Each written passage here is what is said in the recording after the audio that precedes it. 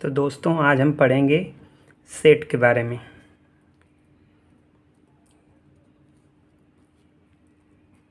Set, जिसको हम हिंदी में समुच्चय भी कहते हैं, इसको हिंदी में हम समुच्चय के नाम से भी जानते हैं। ठीक, अब सवाल ये आता है कि सेट क्या होता है और हमें इसकी ज़रूरत क्यों पड़ती है। ठीक, तो सेट के बारे में हम आपको एक सिंपल सा परिभाषा बता दें। A set is a collection of well defined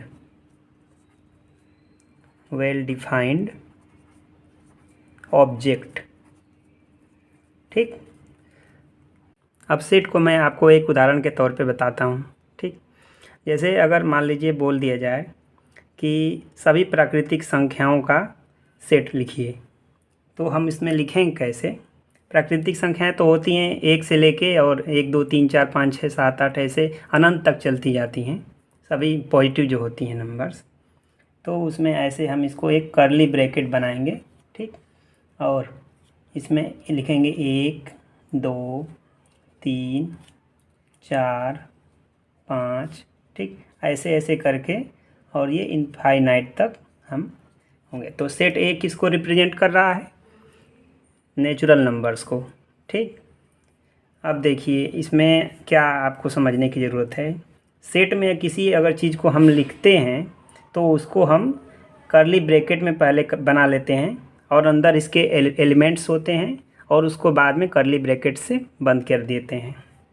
जिसमें हमें एलिमेंट्स साफ साफ दिखते हैं उस सेट के फॉर्म को हम रोस्टर फॉर्म या टेबुलर फॉर्म कहते हैं। जैसे आपका ये जो है ये एक रोस्टर फॉर्म है सेट का। ठीक, रोस्टर फॉर्म या टेबुलर फॉर्म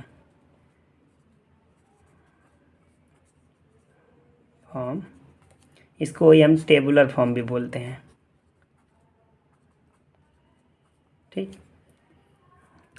और इसको अगर हम सेट बिल्डर फॉर्म में अगर लिखना चाहें, जैसे मान लीजिए सेट ए है, इसको अगर हम सेट बिल्डर फॉर्म में लिखना चाहें तो इसको भी लिख सकते हैं। देखिए कैसे लिखा जाएगा। देखिए एक्स लिखिए, एक्स इसे कुछ करके सच दैट, ये डबल बिंदु जो है वो सच दैट इसको बोलते हैं। माने इस प्रकार X such that X belongs to capital N. Capital N क्या है? ये प्राकृतिक संख्या है। ठीक, और इस कर्ली ब्रैकेट को बंद कर देंगे, बस ये हो गया। ठीक, ये सेट बिल्डर फॉर्म है इसका, सेट बिल्डर फॉर्म। ठीक है, अब आपको थोड़ा समझने की ज़रूरत है। इसमें कुछ चीज़ें होती हैं, जैसे सेट के अंदर जो भी ये चीज़ें होती ये हैं, देखिए ये नंबर्स जो हैं इसको हम एलिमेंट्स बोलते हैं। जैसे पूछ दिया जाएगा कि अगर सेट ए का एलिमेंट्स का नाम बताइए, तो एक इसका एलिमेंट है, 2 भी एलिमेंट है, 3 भी एलिमेंट है। अब देखिए ये जो एक साइन है एप्सिलॉन का, इसको हम बिलोंग्स टू के नाम से जानते हैं, बिलोंग्स टू। और इस पर ये अगर ऐसे कट लगा देंगे, जैसे ये कट लगा दिए, तो ये not belongs to, not belongs to, मतलब इसमें ये बिलोंग नहीं करता है सेट में। ठीक, और देखिए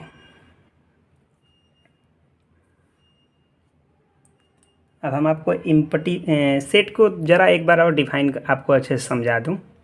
ठीक, देखिए set collection of well defined object, इसका मतलब ये है जैसे सभी रंगों का समूह, जैसे इंद्रधनुष में सभी रंगों का समूह। तो हमको पता है कि इंद्रधनुष में 7 रंग होते हैं, तो उसका समूह तो लिखा जा सकता है, तो वो एक वेल डिफाइंड ऑब्जेक्ट हुआ। ठीक, लेकिन अगर सपोज करिए उसी जगह पे आपको बोल दिया जाए कि सेट, ऐसा सेट लिखिए जैसे भारत के सबसे खतरनाक जानवर का नाम लिखिए। ठीक, तब तो उसमें किसी के लिए शेर भी खतरनाक है और किसी के लिए कुत्ता भी उतना ही खतरनाक है।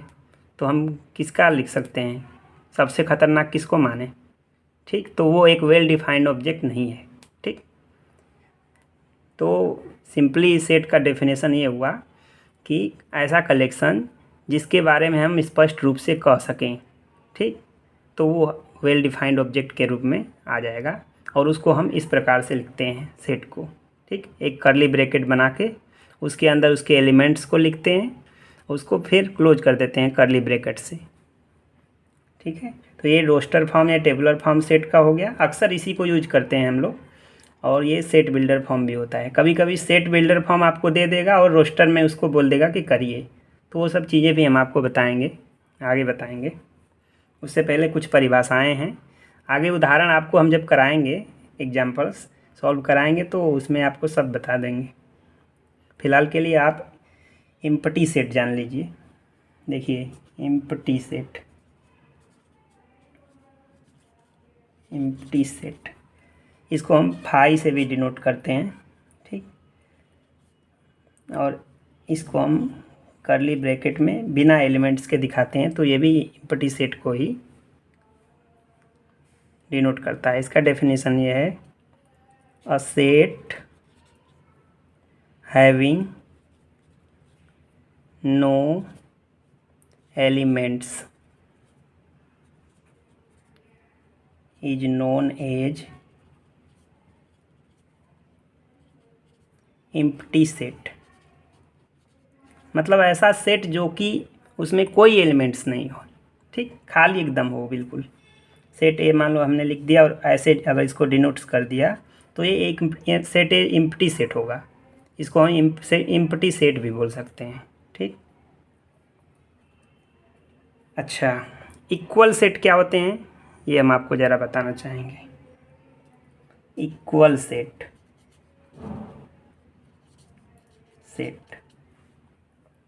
तो इक्वल सेट के बारे में हम आपको बताना चाहेंगे। इसकी डेफिनेशन ज़रा आपको लिख देते हैं। Two sets A and B, मान लीजिए दो सेट हैं A and B, are set to be equal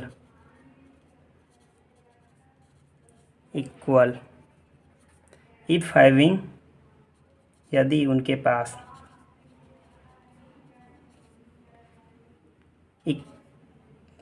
equal और सेम एलिमेंट्स,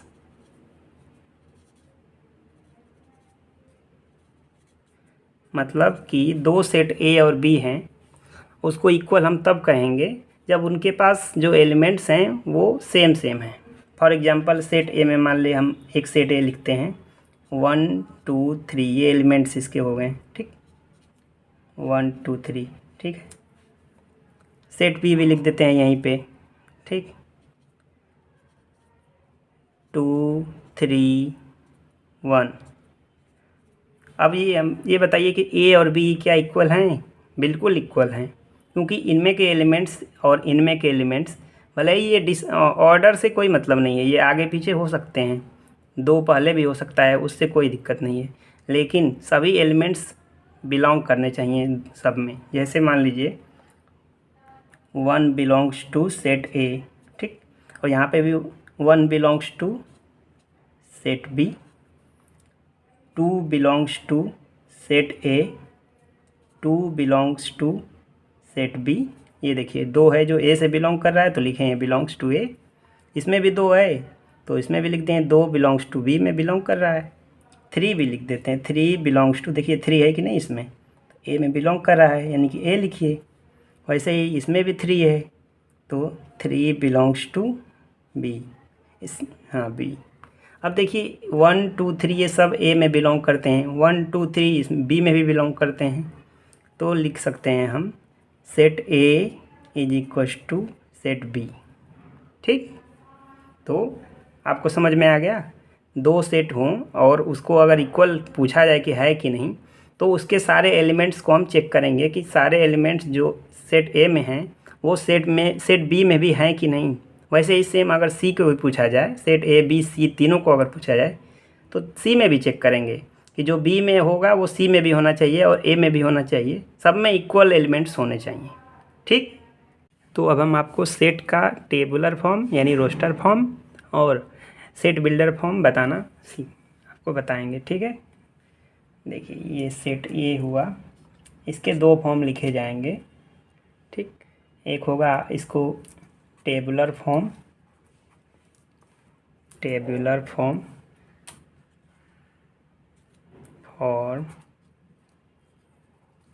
और इसको हम रोस्टर फॉर्म में भी लिख सकते हैं। सेट ए को सेट बिल्डर फॉर्म में भी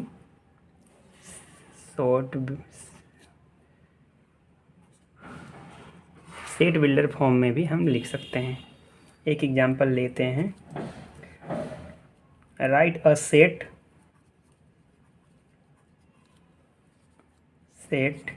ए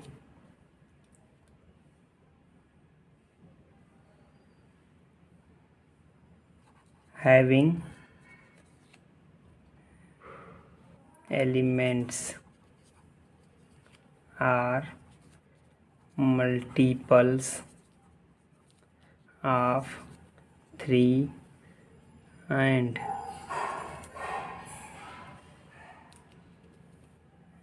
elements are less than 10। मतलब एक सेट ए लिखिए जिसके एलिमेंट्स मल्टीपल्स ऑफ 3 के मल्टीपल्स हों और उसके एलिमेंट्स 10 से लेस हों, ठीक। तो लिखते हैं इसको टेबुलर फॉर्म में सेट ए, ठीक है। 3 के मल्टीपल्स लिखने हैं, यानी 3 1 जा 3, 3 2 जा 6, 3 3 जा 9, 3 4 जा 12 आएगा, लेकिन 10 से कम होने चाहिए एलिमेंट्स, तो हम इसको यहीं पे बंद कर देंगे। तो ये आपका टेबुलर फॉर्म यानी रोस्टर फॉर्म हो गया। टेबुलर और रोस्टर फॉर्म एक ही को बोलते हैं, ठीक। अब सेट बिल्डर फॉर्म इसका हम आपको लिख के बताते हैं। सेट बिल्डर फॉर्म, इसी सेट को हम दूसरे प्रकार से यानी सेट बिल्डर फॉर्म में लिखेंगे। देखिए सेट ए सच दैट, मैंने कर्ली ब्रैकेट, ठीक, X such that X is equals to 3n where n belongs to, ये एप्सिलॉन का साइन जो है वो बिलोंग्स टू होता है, ठीक। कैपिटल N हमारे प्राकृतिक संख्या से n बिलोंग करेगा, ठीक। All positive counting number are known as natural number या प्राकृतिक संख्या उसको कहते हैं। अब देखिए इसमें n की वैल्यू अगर 1 रखेंगे तो 3 आएगा, x की वैल्यू, n की वैल्यू 2 रखेंगे, यहाँ 2 रखेंगे तो 3 2 जा 6 आ जाएगा, 3 रखेंगे तो 9 आ जाएगा, लेकिन n की वैल्यू 4 नहीं रख सकते हैं। 4 रखेंगे तो ये 12 हो जाएगा, x की वैल्यू 12 हो जाएगी, तो हमें तो 12 चाहिए नहीं। तो यानी n की वैल्यू 1 2 3 हो सकती है, लेकिन 4 नहीं हो सकती है, हाँ। तो n की वैल्यू को हम लिमिट लगा देंगे, तो उसमें लिखेंगे n small n less than 3, less than 4 होगा, मतलब 4 से छोटा हो, हाँ। और कर्ली ब्रैकेट बंद कर दिए, तो हो गया ये सेट